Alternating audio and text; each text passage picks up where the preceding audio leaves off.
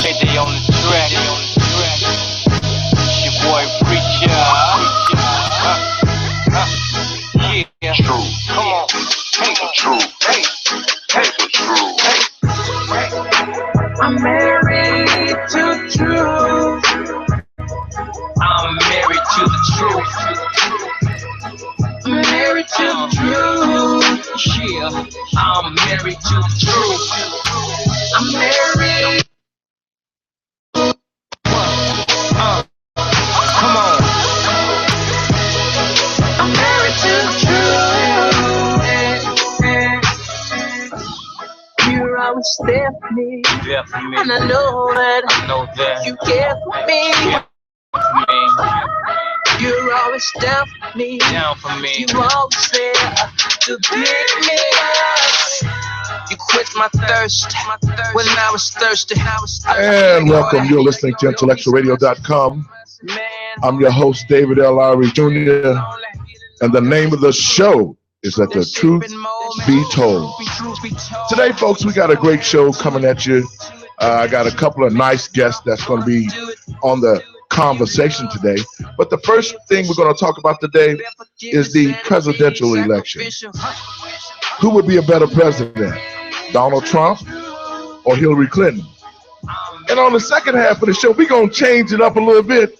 We're going to talk a little bit about some relationships. You know, the rebel has finally got himself engaged New Year's. And, you know, I had a question from one of my nephews. He was like, you know, what was it and how did you know that that was the woman for you? So if you ain't got nothing to do, call a friend, let them know. You're listening to IntellectualRadio.com. I'm your host, David L. Lowry Jr., and the show is Let the Truth Be Told. Let the truth be told. I would rather for you to hurt me with the truth than comfort me with a lie. See you in a second. When I'm talking reckless, because of times when I'm being tested. Man, I'm glad that I'm vested. Without your love, I feel so naked. Without the truth, I feel neglected. Cause at the time when things get hectic, you give me your best, and I feel protected. Back in your arms, that's where I'm headed. I'm married to truth. I'm married to the truth. I'm married to the truth. Yeah. And welcome back. You're listening to IntellectualRadio.com. I'm your host, David L. Lowry Jr., and the show is Let the Truth Be Told. First, I want to give all praises to God and my Lord and Savior Yahshua for making it possible for me to be here today. And I want to welcome my first-time listeners as well as my regular listeners. Hello.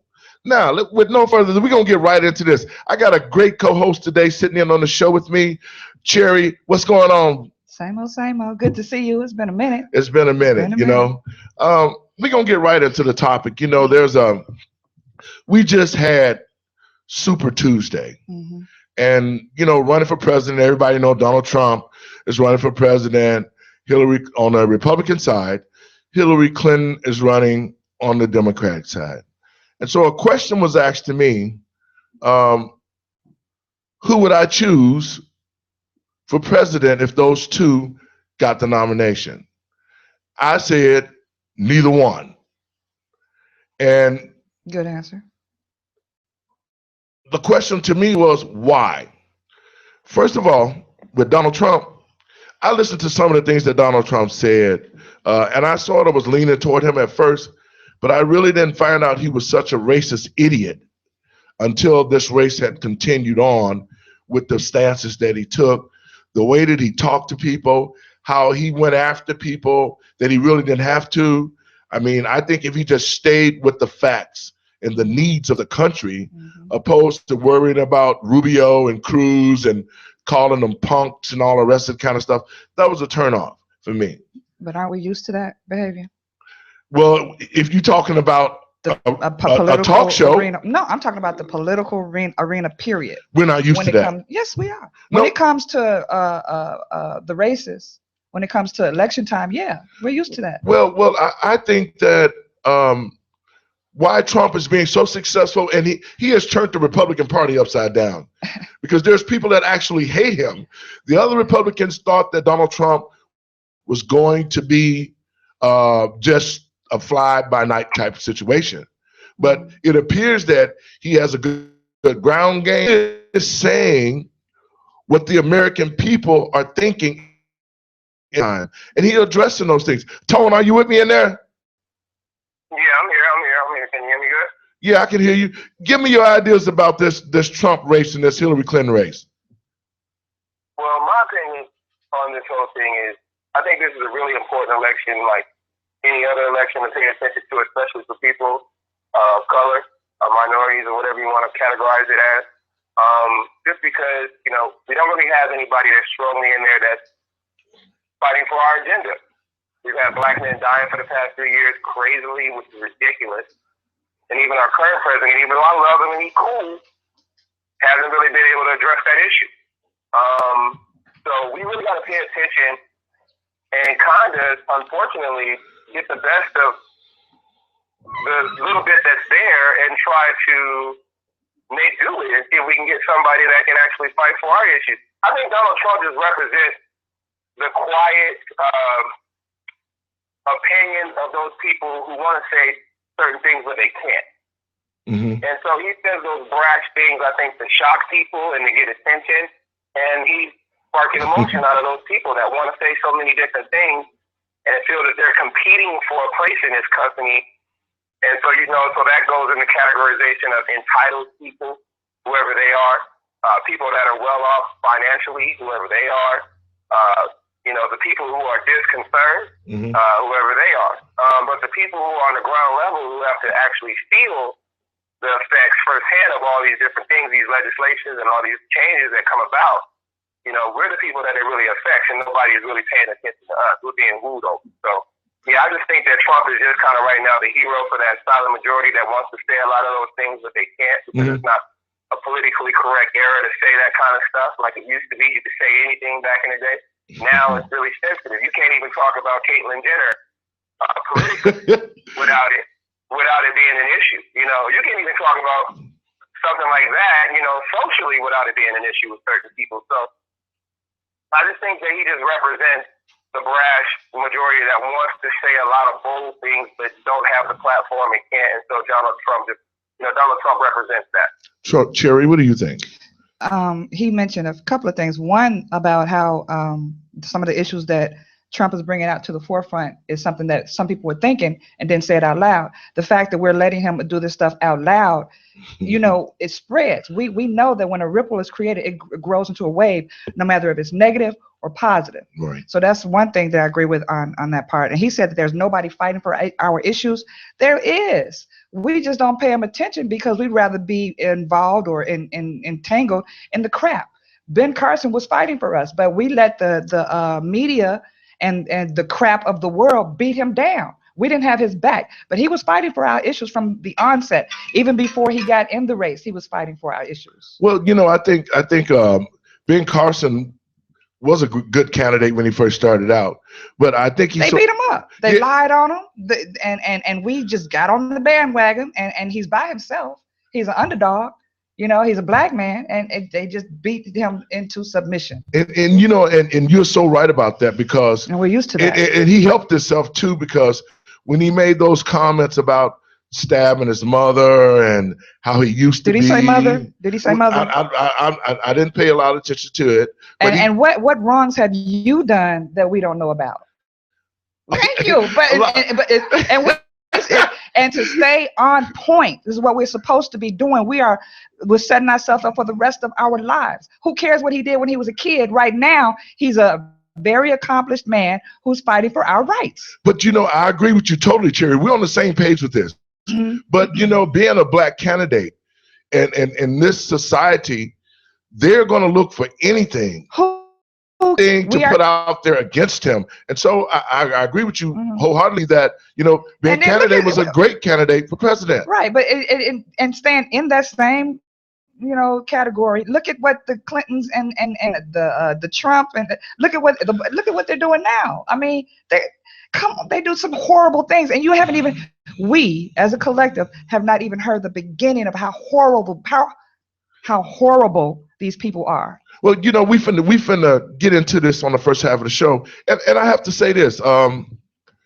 Personally, for me, Bernie Sanders is the candidate that would be good for me, and I feel that way because he's been around a long time. Not because he marched with Martin Luther King, but he's been in that office long enough to see this country go to hell in a handbasket. And so that's basically where he was at, to say, I can't take it anymore. I see all these other pretenders coming into the United States. They're getting into office. They're not addressing the needs of the people. And so Bernie would be an excellent president for the United States. What do you think about Bernie Sanders, Tone? I think Bernie Sanders, I agree with that. I think honestly out of the candidates that I see out there, and I'll address the whole Obama thing in 1 second, because I don't want it to get misconstrued that I'm like anti-Obama. I love the brother. That's my brother. You know, he's from the city. That's my guy. Yeah, whatever. I just keep it 1,000. You know, besides the fact that he got waves and he's cool and all of that stuff, I think he's cool. I'm looking at him the person. I'm looking at him the person and all of that. But we'll come back to that in a second. Now, Bernie Sanders, I think, honestly, is a person that's a little grounded. He's very grounded, like you said. He does have the track record there. He is a people person. He's a little bit more ground-orientated. So I do think that he would fight the issues that are a little bit more prevalent to the ground level than the higher level. So I do think he, out of the candidates, does have a little bit more weight in that area. I don't think that Trump or Hillary and them or whatever are bad people. They're just fighting for a specific agenda. You have to understand the real dynamics and breakdown of politics. The lobbyists control everything. The people that pay for your election, pay for your nomination, control your agenda. Let's be clear about this.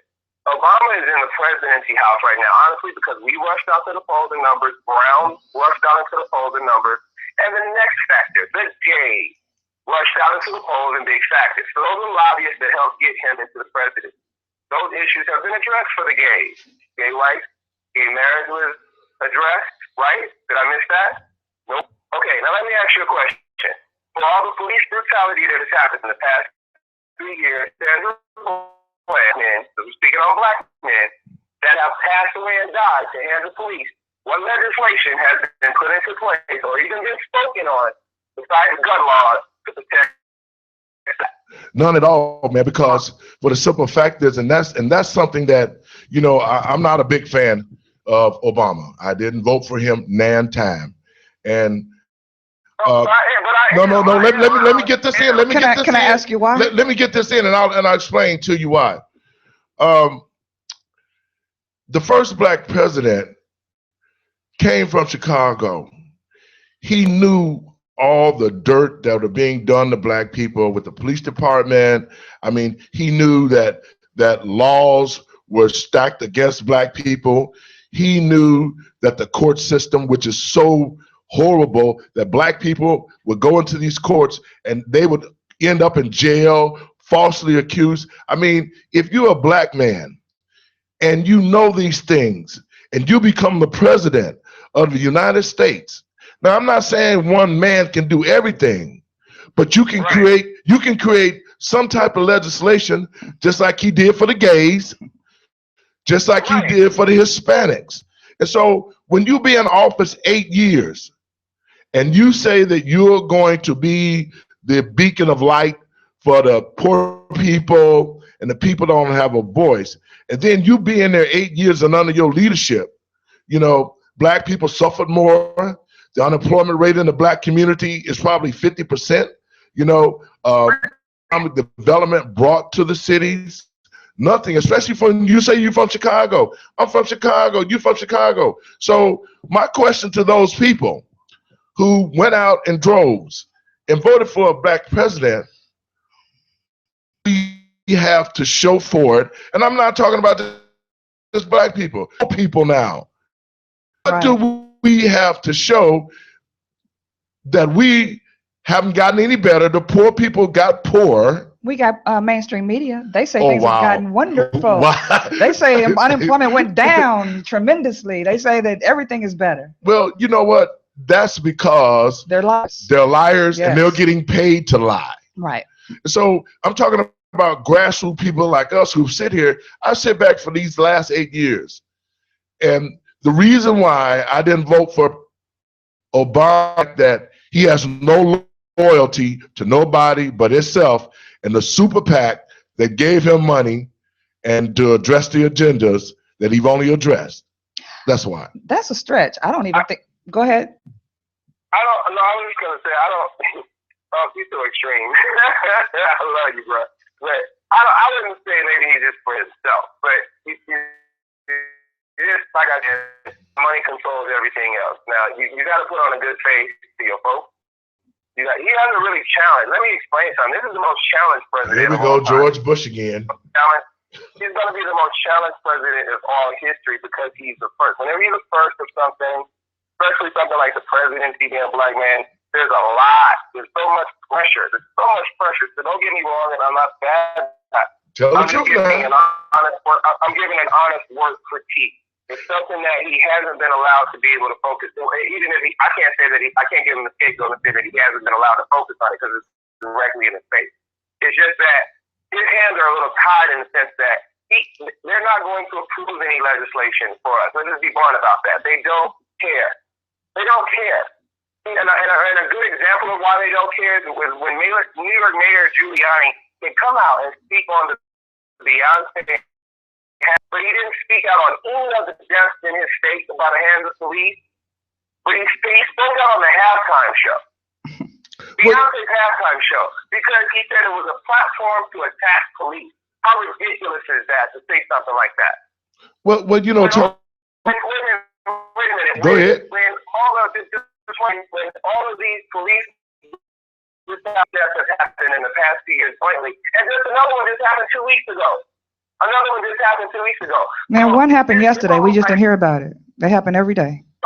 Mm-hmm. It's every day. But I'm talking about by the hands of police, blatantly in public, on video, in film with witnesses. We do know it happens every day, but I'm talking about the blatancy of it.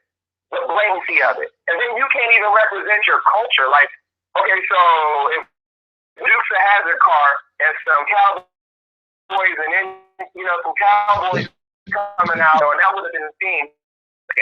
But if we give a tribute to something that's Black History and Black History Month, that's threatening. Why is that threatening? Why is it so threatening for us and so politically incorrect for us to stand up for our culture at this point? And let me answer that. The biggest threat to white society is that if black quit killing each other together and start to understand the dynamics that we're in, the situation we're in, and start buying black, investing into the black community, owning our own schools like we used to have. If black people wake up and accept the responsibility of our own community, then what would white America do? Because now you're talking about, that's the financial end of it. If black people start buying from other black people, goods from other black people, then white able to tap into the billions of dollars that black people are as consumers. And so the fear, let me finish. The fear of Beyonce, who has millions of fans, white, black, green, or what? The fear of her addressing the issues of being black, and so that would scare who has always had their hand on this race, who have always used us as pawns and slaves to live up off us, who've always used us psychologically to keep us in a place of control. That would scare anybody, and that's what the fright came from. You're talking about, I'm gonna say this, Tupac Shakur. He probably got millions of fans. Before Tupac was supposedly assassinated, Tupac was talking about political aspirations. And the powers that be knew that if a black man with this kind of power to affect whites, blacks, Hispanics, and everybody else ran for a political office with the kind of base that he had, he would win. And so that's what white America is afraid of, a person like Beyonce and Jay-Z who have that kind of base. If they came out and started talking pro-black and started investing money into the black communities, even if that goes to show our athletes, I mean, all of them, if they got into the room and said, you know what, we making trillions of dollars. Let's take some of this money and let's go and open up the schools and put black teachers in and teach a black curriculum. First of all, they've had since eternity to do that. Right, but all of them. Second of all, we have way more power over them than they do us. That's the Super Bowl. If you noticed, there was this whole mantra of black power. It was. We did that. Entertainers have to stay with the majority of how we feel in order for us to keep giving them money. They have to agree with us. That's why we did that. We made Beyonce do that. You know, and we don't even realize it. We still saying, oh, now she's doing. No, we made them do that because that's what's going on. And right. Exactly, you're right. And so that's the point. Right there, the nudge. We made her do that. Now, just think about if black people got on the same page. We enjoyed tearing each other down a little bit. If we were able to unify and get on the same page, then political leaders, preachers, and we don't focus. All of that. If we did that, then we could write our own destiny. Now, with that, if you really believe that we can write our own destiny, why are we still feeding into this bogus system? That system was set up. That system was set up to keep us from progressing and thriving. It was set up for that, and they created it. I don't think we should be feeding into it, but it's too hard for 1 or 2 or 10 people to tell an entire nation or a whole society that we don't need to feed into this crap anymore. We need to build our own. So we're kind of led to do that because people just don't listen. There are many. You mentioned Bernie earlier, and the words and the speech, the choice of words. They know what we want to hear. We've been through this over and over and over again with every president, and when they get in office, it's still the same agenda. It's the same thing. And we even went to the point where we put a black face on the white agenda. It's the same thing. It didn't take him 30 days to go back on his word. He said, we're going to stop the war. We're going to bring the troops home. It took him 3 weeks to send 50,000 more of those kids over there to die for nothing. But see, you guys are just making my point. And my point is, just because we had a black president didn't mean that it would be a better quality of life. We still believe in it. With this Bernie Sanders issue, with the same thing. They say what we want to hear, and we feed into it. And even if we don't vote for, if we hadn't, so many of us hadn't voted for Obama, he was handpicked. He was still going to get in there. Well, and that was because the elections can be bought. No. Yes, they can. They choose who's going to do it. Well, and that's my point. You're making my points because the election for George Bush 2 times was stolen and bought. Obama's election was bought as well. And so what we're going to see now, and mark my words on this, you're going to hear this first on Intellectual Radio, that the next president is going to be Hillary Clinton. Because, and I'm going to tell you what, give up now. That's worse because let's talk about Hillary Clinton for a minute. Why? Hillary Clinton was the Secretary of the State. She got caught up with the Benghazi thing, the email things. She really didn't do nothing. She was part of the bombing of Libya. Anything to destroy black awareness, she took care of that. Now, here she is, running for president. When her husband was the president of the United States, Bill Clinton was one of the worst presidents of all time for black people. First, he created the NAFTA agreement that allowed office when the NAFTA agreement was created. But he enforced it. They actually they have no choice. They take orders from someone else. But that's my point, though. At some point in time, you have to stop taking orders from that system do the right will not thing. Allow that. And then Bill Clinton also told us. Well, let me finish. Bill Clinton also rode the wave for mass incarceration. He created the mandatory sentencing rule where if you get caught with a little rock of crack cocaine, you got automatically 10 years. But we had white folks that was getting caught with airplanes and ton of powder cocaine that was getting probation. So Bill was part of the problem of the jails becoming private and black people being sent to those jails in droves. So you talking about Hillary Clinton, backers that Bill had, the people who buy in the prisons, all those folks lobbying to get the prisons private. She got the same kind of backing. And so what do we do in a situation like that? You walk away from the trash. You just leave it alone. But the thing of it is that trash will be elected president of the United States. We talking about a guy like Bernie Sanders. Bernie Sanders is concerned about America. Didn't we think Obama was too? But you know what? I would rather give. I'm just saying it's the same language. It's a game that we're losing. We did, but we have to evil. You keep. We keep. Can I? Go ahead, Tom. I think I agree with the sister on this one in a sense. Like, we don't have to. We don't have to pick the lesser of two evils. I think the most important thing for us is to start at the state and ground level anyway. The federal level is a whole other ballgame. That's the nation.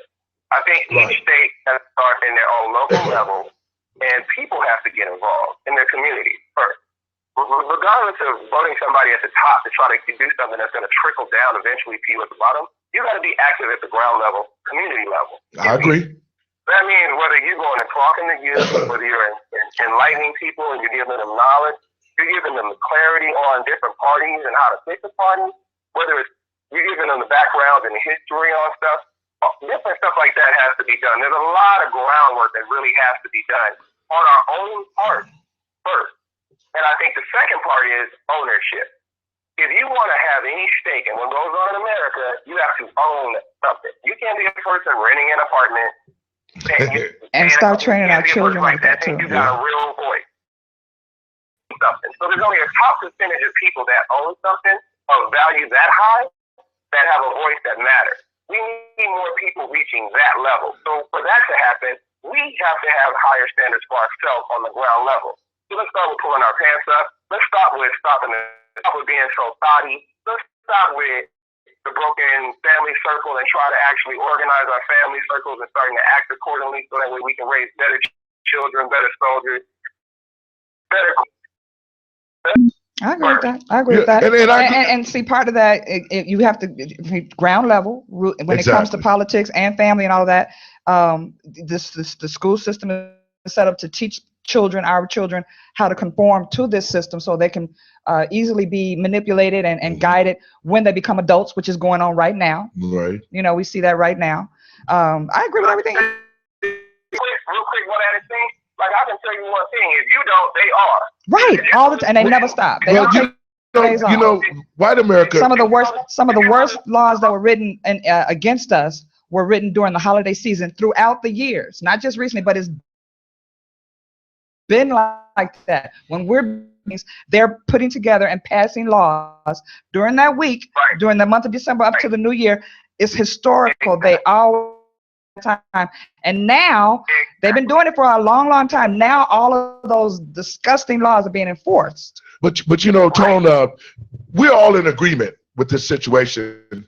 Things have to happen on a local level, and when we continue to elect political leaders who have been in office, and we already know that they have not had the black community best interests at hand, and we continue to put them in, we're going to get the same result. Because leadership is important in the black community. And right now, we don't have black leaders at the local level that are answering the call to make difference in the black community. One thing that that has come up a lot in like what I call the underground, I just like using that word, but is you like we were talking about youth. We tend to look backwards a lot. We know, you just said it, we know what went wrong. We know for the most part what went wrong, but you're not allowed to bring any issue whatsoever to the table unless you bring a solution with it. I don't care if the solution isn't that strong or isn't that good, but don't bring anything to the table without bringing a solution. That way you bring the momentum of problem solving along with the problem. You know, you can't just say, well, this is what's wrong and this is wrong, and then throw it off on somebody else to fix. Well, you know, and that has been the problem in the Black community, because we don't organize. We've been trained to let someone else handle it. Exactly. So we have to come out of that as well. Exactly. That's what I mean by bring a solution with your problem. Well, you know, it's all about the psychological mindset. All it has to. And all of us, and that's why I say, if Black people get self-sufficient, if they were taught about who we really were, if they were taught about Blackness, just like at the white schools, you know, the white schools teach you about the false history of white America. I'm gonna give you a perfect example. Just like the Bible. I love the Bible. I think the Bible is right on point. But white America took the Bible, even though it states clearly in the Bible that Jesus, blonde hair and blue eyes. And so they took Jesus, who was a Black man, and created him into a white man. And guess what? Black people who do not have a good religious foundation is hanging pictures religion, but wait, I'm spiritual too. I'm not a religion person. I have my own personal relationship with God. Let's be correct and as correct as possible in every way. But what I'm saying is this: because Black people have adopted religion that has been practiced through white folks' eyes, we got all this. No, so what's the solution? And so the situation that I'm thinking is that Black people, we have to start from scratch all over again. We have to start training our children about who they are. To be owners, that was something else. We have to become owners in our own They shouldn't community. even be taught to get a job. But from every last one of them, from the time they can start to speak. Should be taught about entrepreneurship. You're the leader. Exactly. Right. And that's what not being taught. Because when you go to the white schools or you go to a Black schools where the curriculum is predominantly the white curriculum to say, you know what, white America did this, white America did that. Because myself, I don't even think we should even be bothered with that. We should. But what I'm saying is this: this is how the Willie Lynch theory is so effective today. It's because that theory have been put into the minds of Black people that we are inferior, and we are enforcing it every time we bring it up. We enforce it. Yeah, we enforce it, but we have to talk about it. Have some solutions. We have to find solutions to that problem. A lot of the solutions have been found. They've just been neglected. And so, I again, I want to say that every time we bring that stuff up, we give it more power. We give it, and I'm not talking about just it's a science. What's the word I'm looking for? By nature, what's the word I'm looking for? Conscious. Those are the rules of physics. That's just how it is. Every single time we bring it up, we give it more power. Every time I mean, I hate to say it, but it's the truth.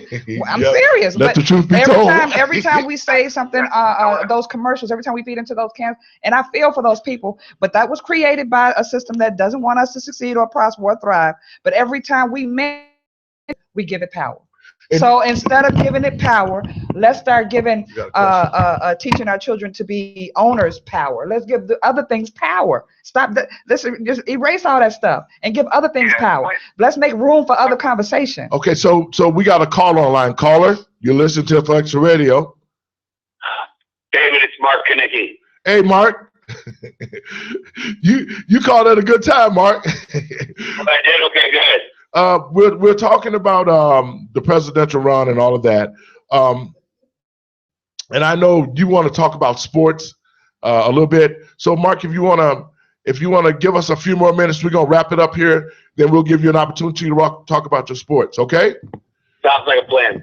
Okay. So my thought is this: what do we do from here? Where do we go? How do we start to build each other as Black people? And how do we approach this to where it's understandable for Black people to be proud of being Black? Stop focusing on all the stuff. I'm sorry. Go ahead. was just gonna say, it's a real simple but yet complex, because it takes some consistency and it's gonna take a long outlook view. We have to start basics, like I said. I'm just gonna say it again. You have to touch each other. We have to touch each other. First, we have to start touching each other and operating with each other a different way. We have to start looking at each other a different way. We have to start empowering each other in our communications and when we're talking with each other. And this is just on a regular basis. And making each other feel empowered. With the youth, I think we really have to do the same thing that other demographics do with their youth. We have to incorporate them in the entrepreneurial mind state as well as a worker mind state, to know that way they have a choice. So showing them the intricacies of that, showing them about finances and money. A lot of us don't know about money. Exactly. We spend it and don't even know. A lot of people can't even decipher a dollar bill. You know, and a lot of that goes back to the value system. And you spend it all the time. People don't understand what an APR is, a credit. You know, they don't understand. They don't understand credit rates. They don't understand any of that kind of stuff. And that's stuff that we really need to focus on and teach from the bottom up. When we have a stronger foundation, we have stronger youth. Those stronger youth grow up. So it may not happen in our time period, but we have stronger youth. The more you build the youth, the Bible will tell you this. The more you build the youth. So Tone. Boom. The kids will be the next generation. I think that'll make the situation right over time, because the more you start telling them different things, you're teaching them about finances, they understand money, they understand politics, they understand the banking. That will change. Our value system. We're not going to all get together and kumbaya and raise hands. You know why? Because there's always going to be that one. Okay. There's always going to be that one that's going to be on something else. So Tone, who do you think? Because we're going to switch gears here. Who do you think that you would be voting for president? Who I would be voting for president? I'll probably put my own name on the ballot. I was just going. I'm telling you, there's no way I'm feeding into that. That's my nephew. It's not going to happen. I write in Ben Carson on myself. Yes, I would. And Cherry, give me your ideas about who. About what? Who you gonna vote for president?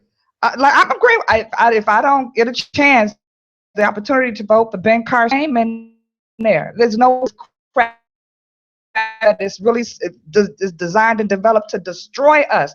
Exactly. They are seriously crushing us out, and it's not just in Chicago. When I go into other cities, I see it. If you go look into the news that's going on, stuff around the world, Africa, Somalia, all this other stuff, they are serious about taking us out. We don't see that. It's seriously happening right now. Just one more thing. Go ahead, Tom. Be your own president. Be your own president. Elect yourself. Be your own leader. Be your own leader. And so you're gonna vote for yourself as president of the things around you. Start changing the things around you. Be like a president to the people that you touch. Like if you're not a president, back when they on the campaign and they share knowledge and they talking. You do that and communicate like that with the people around you, and you'll see how it change everything around you. So you have to be willing to wake up though and have the fight with being the president yourself. So instead of electing somebody, you be the president of the. Okay. On the top, though. Okay. On the top. I challenge everybody to do that. How about that? I'm gonna challenge everybody to do that. Okay. Be the president for the things around you for the next 4 years. He's right when talking about things around you. Right. All the times trusting each other, and some people just can't be trusted. You're right. Some of our leaders, this past year has been a disappointment after this, because I'm like, what's going on with 10,000 times over? I'm like, what is going on? What? And when you ask, and especially when you start to ascend in spirituality, yeah, you know, you have to be ready for the answers, and it's heartbreaking. But some of these people who we call leaders that we give our respect to and our energy, which is the most important thing we have to, don't have our best interests at heart. And I'm gonna leave that alone. And so, and I'll agree with you guys. But with trusting other folks, if there's something in your space, someone or something in your space, I don't care what the title is, you know, and those titles are important. Our pastors, our parents, our spouses, and there's something in your space that's taking you out of your comfort zone. You have to be big enough or love yourself enough to walk away from them, because they will bring you down. If they may be good for something or somebody, but if they're not making you feel like you're in your good space, you have to have the strength to walk away. And you know what? That is so true. This was a hot conversation that we're having, and we don't want to spend all our time on it, but we just wanted to touch on the base. Me, I will vote for Bernie Sanders. If he doesn't get the nomination, I'll write my own name in for president. Now, I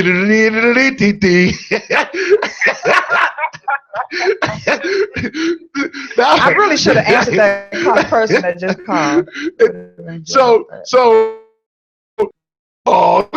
Into sports. We're gonna go to the sports. Hey, we got our sports agent here, Mark Kennick. Mark, you on the phone? Yes, I am.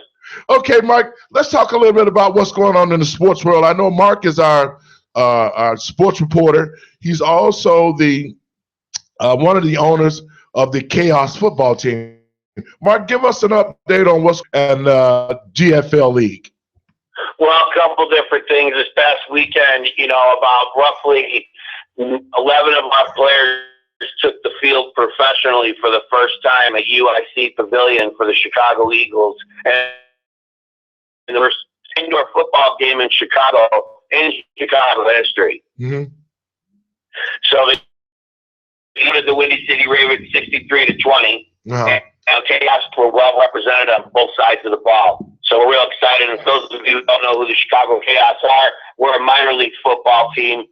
We're the first ever farm football team in the United States, and we're the official farm team, the Chicago Eagles professional indoor football team. Now, to tell our listeners a little bit, because I know I had a couple of people who that I sent you a guy's resume. I've talked to some people about possibly pursuing their careers. One of the guys came from Europe to play, and so he's home now. Let's talk about opportunities for those people who want to continue to play football as well as have an opportunity to make it to the NFL.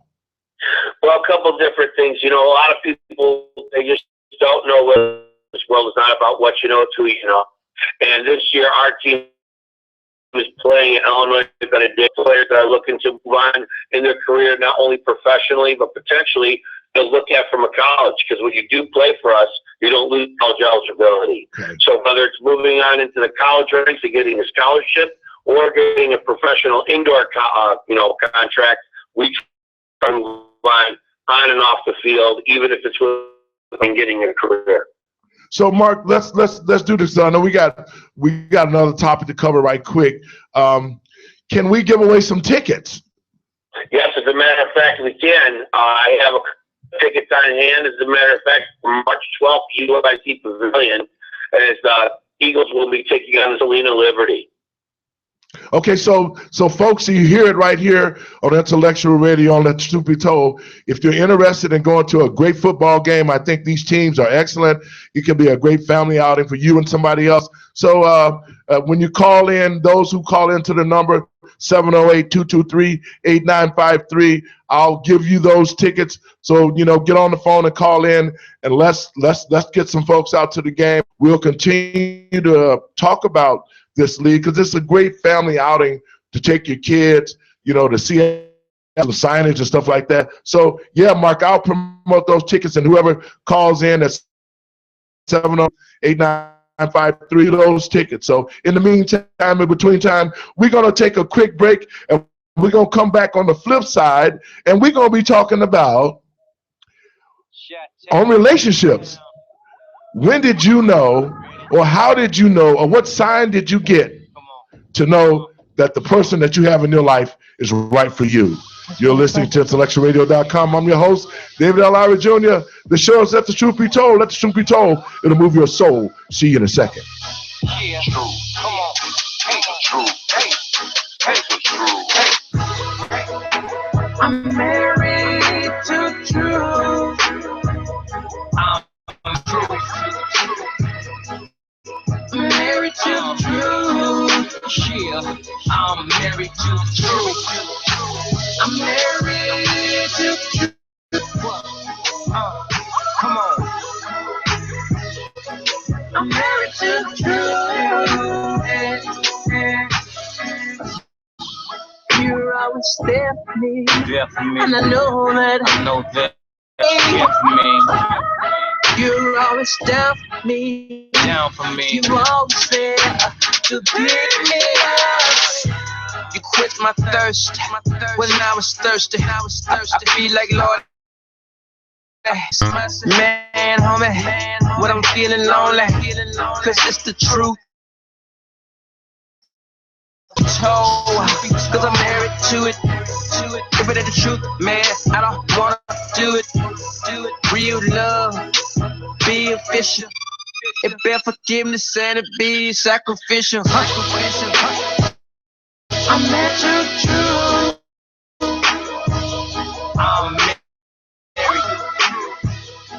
I'm married to truth. Yeah, I'm married to truth. I'm married to truth. What? Come on. I'm married to truth.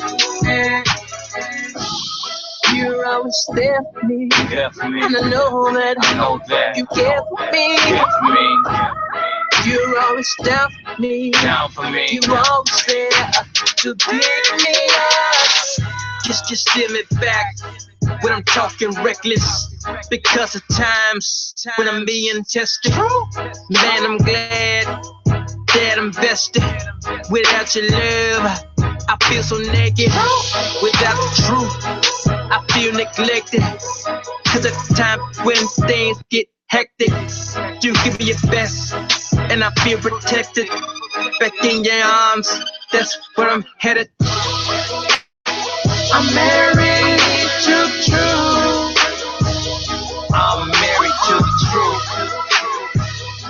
I'm married to the truth. Yeah, I'm married to the truth. I'm married to the truth. I'm married to the truth. I'm married to the truth. You're always there for me. I know that. You care for me. And welcome back. You're listening to, I'm your host, David L. Lowry Jr., and the show is Let the Truth Be Told. Well, now, we got a topic that we finna just get in right now. I got all these beautiful ladies sitting on the panel with me today, and I'm gonna start asking the question. And this question, I'll let people know, I'm recently engaged. Congratulations. And so, yeah. Where cowbell at? Ring the bell. And so, about, my son, the question is, Dad, what was it? How did you know that this woman was the one for you? And what did you do to choose her? And my answer was this: not at all. My choice for women, it just has not worked. Not at all. And so what I did was I challenged God. I challenged God and said, you know what? I done messed up choosing the wrong ones. And guess what? If I have another one, you have to send her. And so when I made that challenge to God, there was no way on July the 28th of last year, I was at an event at the hospital, at England Hospitals, going to the concession stand to get some water, that I would bump into my future wife. And as I walked past her, a voice was saying, that's her, that's her. And I started talking to her, and we're on our way to being husband. I didn't make that choice. God sent her to me. Now, Darcy, you've been with your man for how long? It'll be 9 years in August. So give me some ideas on how did you know that Elliot would be the man for you? Well, I really didn't know. I was out at a club with a friend who was having an issue. So we went out for a drink, me and my girls, to kind of keep her from making another mistake. Oh, my goodness. And he came into the bar on the other side of the room with his guys coming from a book signing thing. Mm-hmm. So all the guys left, and he said, I'm going to stay around and have a drink. He sent me and my drink. So I get up because I got the gift of gab to say thank you. They was like, just say thank you from across. going on. I said, he like somebody I know. They said that's an old tagline. Yeah, but yeah. I wasn't looking to flirt. I promise you, I had a ponytail, I had on flip flops. I wasn't looking to flirt. So I go over. Said, well, thank you, for buying a drink, for me and my girls. I said, you look familiar. I said, what's your name? And then he was like, you saw me in your dreams. I was like, oh my God, give me a break. I was like, yeah, wrong. No. So we kept talking. And then I came back over to my girl. I said, I know him. I said, but the name he gave me ain't the name that, I know, and then went on and on and on. So then they got ready to leave. We kept her from making a mistake. That was the original reason. So he was like, come here. He was, he asked me to come over. So I went over. We started talking. When I looked up, the maiden place had closed. Really? Everybody had left. I understand that. They were cleaning up. And y'all was still talking. We was in that deep conversation. I looked up and I was like, Rich was like, look, you ain't got to go home, but you got to get up out of here. Get up. And I was like, oh my God. We had just started talking. Just like tuning everybody out. Yeah. We were just talking. And I looked, friends were calling me, you make it home okay? I said, I'm still at the main place. I said, you had got to be kidding me. And now the maiden place is actually closed. I know, right? But that's where we met. And at that time, I didn't know. I wasn't looking for anyone. I had came out of a relationship. So I wasn't looking for anyone. We started to play hard to get for several months. Wow. So I don't even know. I wasn't, I was focusing on my business at the time. I just wasn't looking for someone. So we went out and he was like, you like jazz? I was like, yeah. So he took me out hard to get. I wouldn't even let him get a kiss. I was just really playing hard to get. And then as I got to know him for who he really was, I was like, well, let me stop acting like I don't want to talk. So then things just started happening. I had some illnesses. He was very receptive. He was very caring. He could cook. I was like, you can't cook. He was like, I can cook. I was like, you lying. He cooked for us. So we had food. I was like, this Negro can cook. Can really cook. Hard worker. He went to work every day. Things just started coming out. He started taking me around his family. Then I found out from his family that he didn't bring women around his family. So it was just a lot of little things before I said, this is the one. Really? It was a lot of little things. So I didn't go out looking. A lot of women, it's a couple of us, we get together once a month and they said, we going out looking for a man. And I was like, well, what are y'all going hunting, huh? I was like, I ain't never did that. So my question was, what do you do when you be on the prowl? Do you have to dress a certain way? What? Do I need to go in the closet and say, okay, I'm going looking for a man. And what do And then 2 weeks at the bar, because they talking about, girl, he ain't the one, and he did this, he did. I'm like, I didn't never know nobody to just get dressed and say, we going looking for a man. Right. I've just never, and I hear women say and do that all the time. And they see that all over you. You looking for, and then it's what, because they said we got to wear something tight, something revealing. Some women go as far as they get lucky tonight. It's just, and I be like, okay, I ain't know that. Am I living a shelter life? You go and looking, and so I was intrigued, Sherry. So I said, it's crazy. Well, I ain't looking, but I'm going with y'all because I need to see what happened to how going this out goes. Just having a good time. And just let the chips fall where they may. Exactly. But I would go because and it was really a sight to see. I just did we on radio, so I really can't tell y'all what happened at some of these places that we went. And the conversation, what I'm saying. And the conversations that they got on a piece of paper or the sticky that they gonna be asking for someone they gonna call their soulmate, or they gonna spend. I'm like, oh, I'm going to see this. I ain't missing this. Well, with my situation, I pretty much told my girl, because I knew what I was looking for in a woman. When I realized that she was the woman with a 15-year age difference, but that don't matter. Show up ain't nothing but a number. But we were so much alike, and our ideas were so much alike. On our second or third date, because the second date she came by and I cooked a great dinner. What you did? What? I cooked a great dinner. I can cook. I can cook everything. I need a big cowbell. I've been knowing Dave for 2 years. I ain't know Dave can cook. So that was me opening the door for her to see me, to say, hey, you know what? I'm not like everybody else. Because these were my exact words to her. And she'll tell you that. I told her after about the second date, I said, you know what? You need to take me off the market.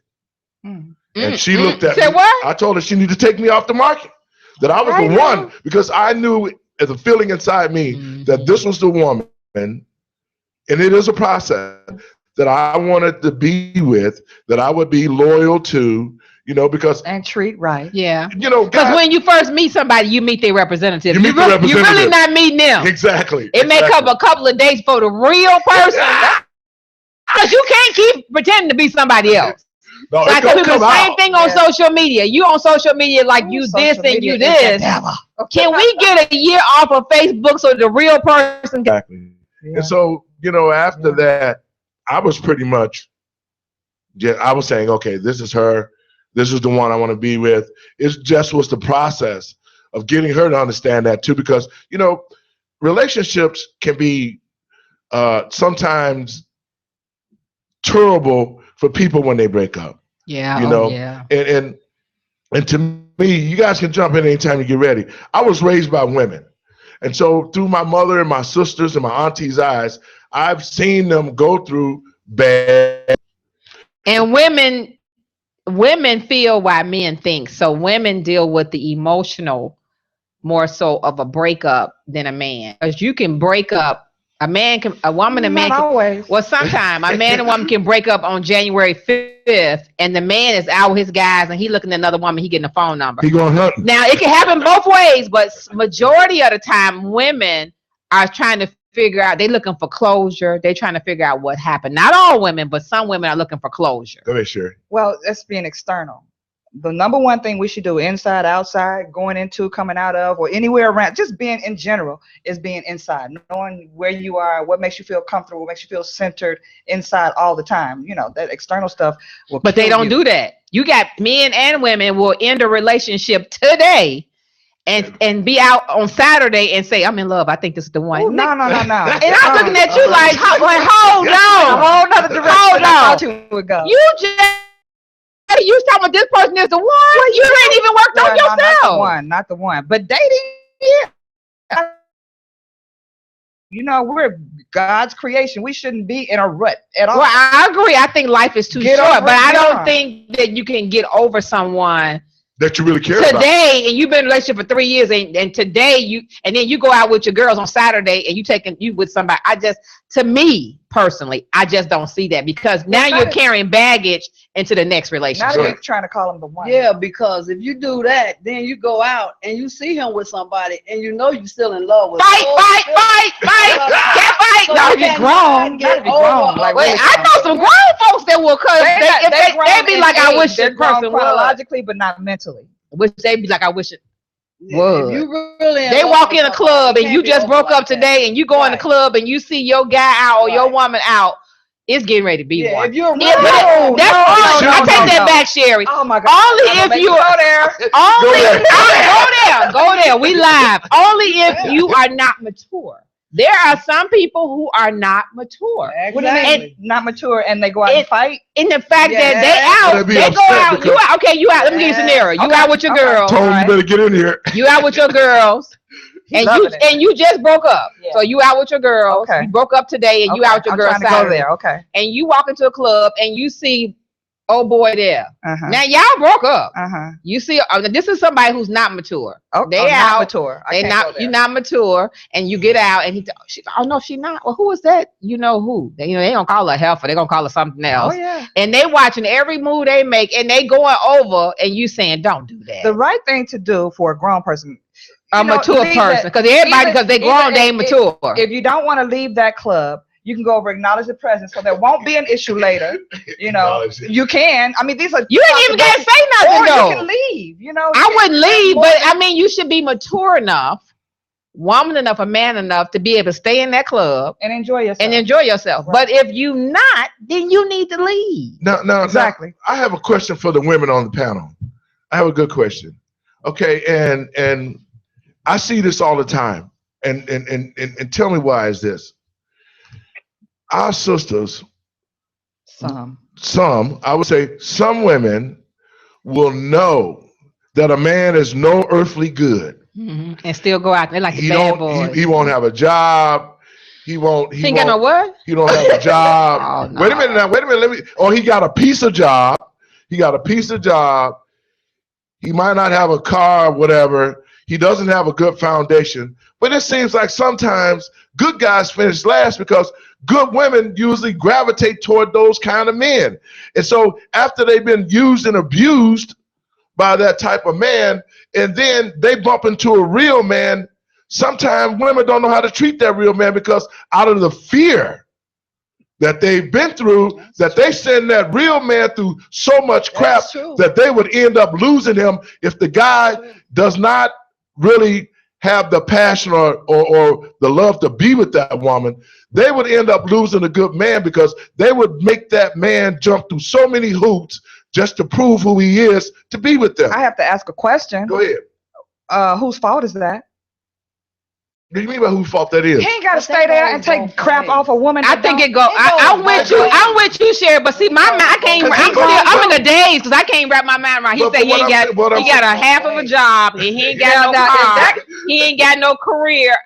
To me, in that case, she's not looking for anything more. But mentally, sex, but mentally, she just doesn't want to be bothered. Some now, because mentally, to her, that's better than what she just came out of. Ooh, now that's terrible. I'm just saying for some people, and that goes back to childhood. We teach our little girls this whole fairy tale princess thing. Yeah, you want the red picket fence. I won't be picked up on a horse. What's that movie with Gabrielle Union and the best thing in the world for you to have is a man. LL Cool J. That is so wrong. Or a Pretty Woman where you get picked up and you up on the pedestal. And some women just don't want to be alone. They just take it. Ooh, girl, ring the bell.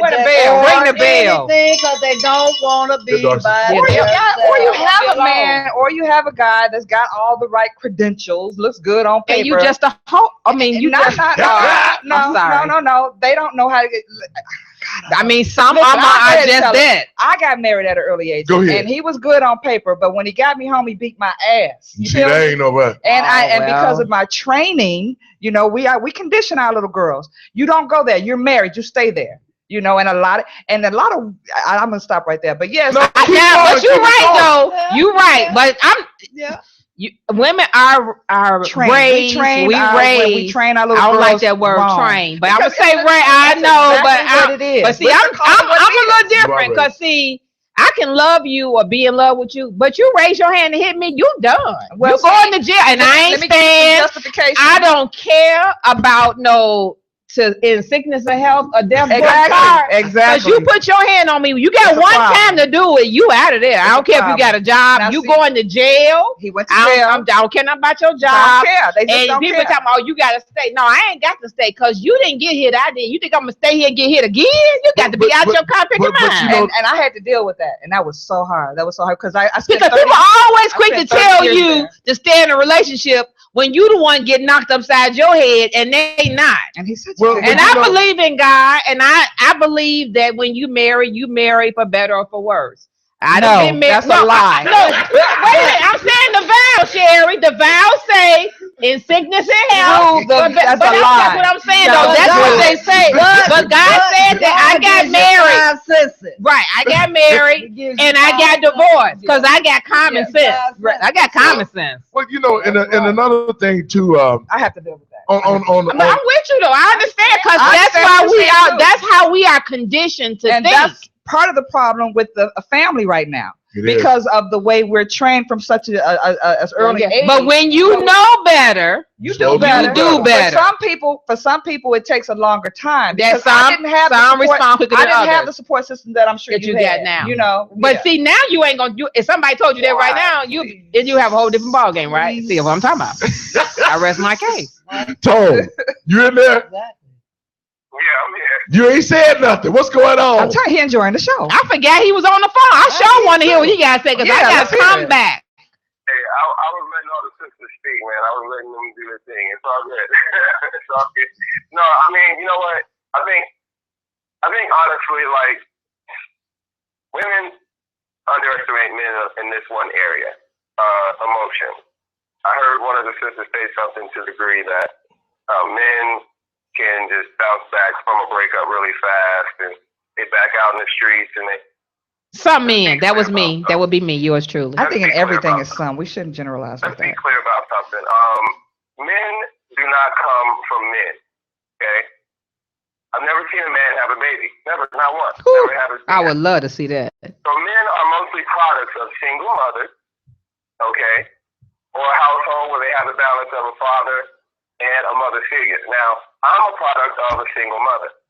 So that my mother made me learn how to cook for myself, clean for myself, do all these different things and be a well-rounded man. So that way I could be a better father and you know, and all of that stuff as I am now as an adult. Now, when you're dealing with somebody, you have to deal with them on the basis, I think, sometimes on where they're coming from, not just what you're bringing to the table, okay? You have to be able to accept the person for who they are if you are choosing to union with them. Or you have a million other choices out there that you can choose to put your effort for. I don't think you got no million. Okay? But whoever you choose to be your mate, I think that you should have some ground foundations in common. You should have an understanding for where they're coming from and what they want out of a mate and what they want out of a relationship and their outlook beyond what you just want to see what you want to have with them. I think a lot of people focus too much on what they want to see themselves having with somebody than what actually takes place with that person. You got to look at the functionality of you and that person, the kinship, how you guys actually have a chemistry, how you gel, how you flow, and then that is a foundation for making a good relationship last. That's what I honestly. But okay, what if one person is clean and the other person is just junky? It's not going to work. That is not going to work at all. Because I can say that I was in a similar relationship like that. And you don't have all the pieces, it's a really bad thing. Like if you got 3 pieces good to the table and the fourth leg is really bad, it's a wrap. We should really look inside, because that thing with the sloppy person and then the ultra clean person. Go there. Look inside. I mean, can you deal with that? You know, and then if you can deal, if you like it, I love it. If you can deal with it, if the person can deal with it, if you settle for someone who's sloppy and you're neat and it's bugging you, then it's your fault. That's right. Because you have to get rid of that person. No, you don't have to get rid of them. No, it's your fault because you allowed it to happen. Let's rephrase that. You walk away. You the one who picked us. That's what I mean. You have to get. Let's not make a decision. Let's not be negative. It's called unequally yoked. You said get rid of them. Right. Why don't you just walk away? Let's be positive about everything. No, it's not. No, it isn't. So, there's a way to look at things positively, and there's a thing to look at things negatively. To say get rid of them is negative. To say I need to walk away is positive. We need to be positive in everything we do. Wait a minute. That's the same thing.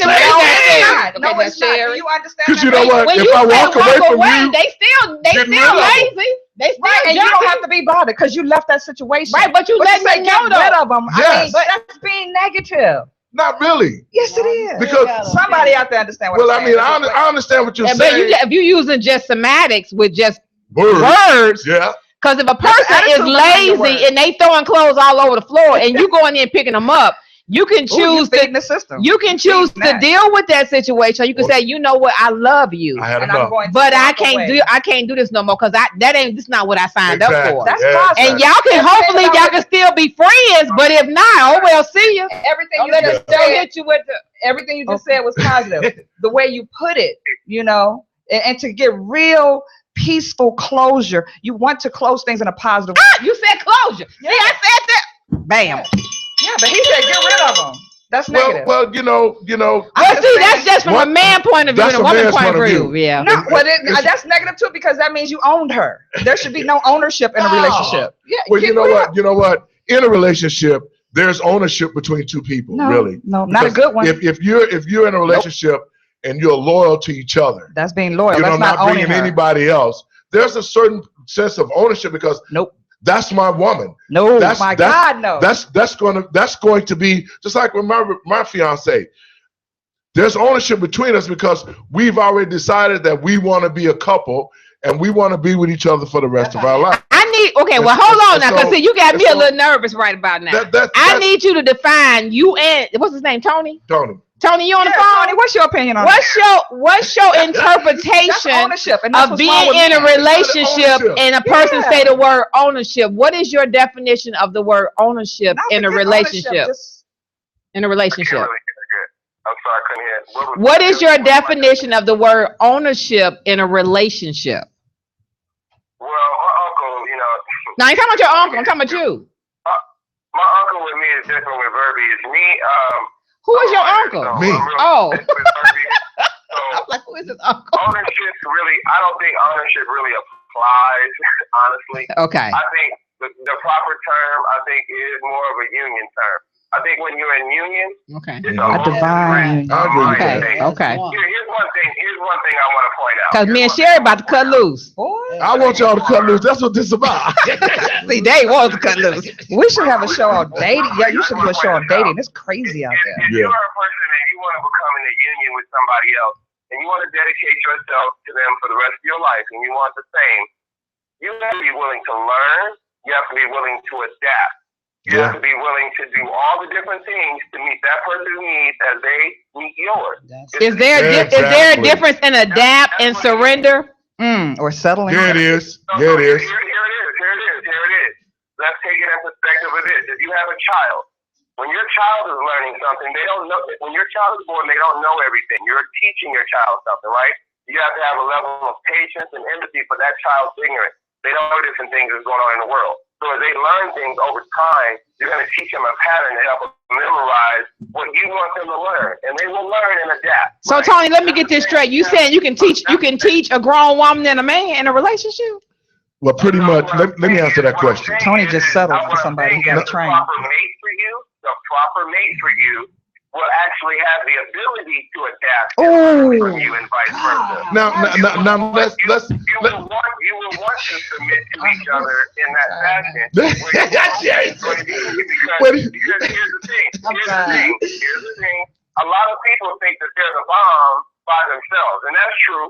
But when you become a union with somebody else, you become that much stronger when you are willing to submit to something different. One quick question, Tony. Okay. Why not just let that person pass and wait for someone who fits, and you don't have to mold and train? And Well, what did you say? What was the word? Let me Because answer when you that. say train, I think about a dog with a bone. Yeah. When you say train, the word train I just Let got her- like let her something go. just Let went her through my go. whole Let body Tony, when you let say that one. Now, when you say now, I don't Tony, when you care. say train, the word train, It I'm thinking of a class or a dog room setting with a bone. No.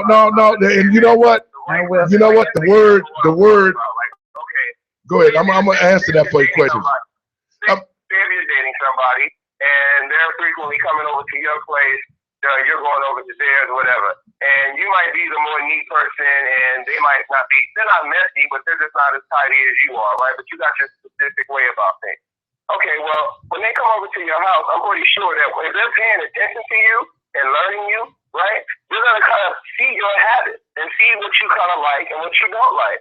Now, after they identify with that, for them to still stay in that same pattern means that they're just disregarding. No, they're not for you. Now I have to say this. Because see, to me, I understand what you're saying, but that goes into respect. Because if they see that you are neat and tidy and they untidy They're gonna use you. and they don't keep doing it, then they just they're taking advantage of you because they not mentally, they're not going to change who they are for you. Exactly. But if somebody care about you and they're in love with you, they will adapt. And that's my point. And now y'all women on the panel right now, y'all tell me what you think about this. The right person with the wrong person, you can't make it work with the wrong person. Walk away. Okay. Now I hear it. I have sisters and aunties that I was raised around, and I've heard this word so many times. When you get a man, you have to train him. Jesus. Women say this all the time now. You have to train him, girl. Wait a minute. And I heard it. Girl, you got to get these men, and you have to train him for him to be like you want him to be. I've heard women say that. I've heard women go be with a woman that fits him. Right. What you think about that, Sharon? But you heard the saying, a happy wife is a happy life. Oh my God. So all you gotta do is make each other happy. I've been in a relationship, March 17th be 10 years. I know what ticks him off. He knows what ticks me off. So Right. if I know what tick you off, then I'm not gonna do that. If you've been in a relation 10 years down, I know what to do not to tick you off unless I'm finna make you mad. I wanna make you mad. If you wanna be with somebody and be happy with somebody, if you've been with somebody deep down like that, you know what to do. But at the same time, You know how to turn. You know how to turn them on, and you know how to turn them well, off. I'm telling you. But at the same time, the statement you made, a happy wife is a happy life. Okay, and from a man's perspective, men, when they get women, they have to make some kind of changes to be able to deal with that woman, because That go both ways though. Right, It's not one-sided. It go both ways. But I'm just gonna say this. I've heard women say he the one, but I need to train him. I got to make him do this. But this is my thing. Exactly. That's not the person for you, and you going down a road Slippery that you don't want to go with. First of all, you can't train a grown man, and you can't train a grown woman. Exactly. And if you think you can, you think you got problems, you finna have more problems. Well, you know, the happy life and the happy wife. That means if you don't keep your wife happy, there's going to be some strife. And there's somebody else that will. And vice If I versa. love You can eliminate all of that I want to see you happy. Just like you make me Exactly. smile, I want you to smile. I know what you like to eat. I'm gonna have that for you to eat. I'm not like that everyday woman. I'm old school. There you I go. was raised to do the right thing. There you go. I wasn't raised to get over on somebody. I wasn't raised so somebody get me somebody to take care of me, take care of myself. Exactly. Get my own. I had my own job, my own house, my own. When you meet me, I got these things already. And see, and I think that was one of the things. That was one of the things that I always talk about, even in my relationship with my fiance. I don't need her for nothing. I don't, because I got my own stuff. I got my own money, got my own crib, got my own car. I mean, all of the things that a man should have. You bring that into the relationship, then you don't have to be sitting around waiting for your girl to do this and begging for this or driving her car and all of that. You gotta wait till they get paid for you. But women, it seems like a lot of women accept men like that because they like to be in control of a man moves like that. Well, you got that go both ways. You got some women that's they call themselves cougars and they dating these young men and they taking care of these young men. If that works for you, then that's on you. Then you got women who know that's not what they want, but they settle because, like Sharon said earlier, they don't want to be alone. It's a difference in being alone and being lonely. That's two different things. That's right. That's right. Well, ladies, you know what? It was great, man. Earl is wrapping it up on me over here. Man, we need another 2 hours. We need another. We just getting started. Okay, who's coming up next? We need to call them and tell them they about to start a little bit late. Flashbacks. When I got married, I had already been living. Girl, I'm having flashbacks to marriage. I'm we like, gotta get out of here. Let me tell y'all what y'all don't want to do on the I'm gonna have y'all back on the show. We're gonna part 2. We're gonna do part 2 of this, but I want to thank everybody for listening to the show. Let everybody know that Let the Truth Be Told is off the chain, baby. It's off the chain. Every week, every I don't know Thursday, what they gonna be saying, y'all. Every Thursday, we want to try to change it up, but I want to get the ladies back again, hopefully next week, so we can sit down and talk about this, because a lot of people in relationships are in relationships for the wrong reason. And they miserable. And they're miserable. Sit there. Right. Hey, check out the Joy Network, AT&T U-verse Channel 99. Making waves with Miss Darcy right here, Intellectual Radio, every Tuesday and Thursday at 12 o'clock. So I want to thank everybody for coming in. You're listening to IntellectualRadio.com. And my last words is this. If you find somebody and you are unequally yoked, and that's what the Bible says, unequally yoked, you better grab yourself and run to the hills. Run, Forrest, run. Run,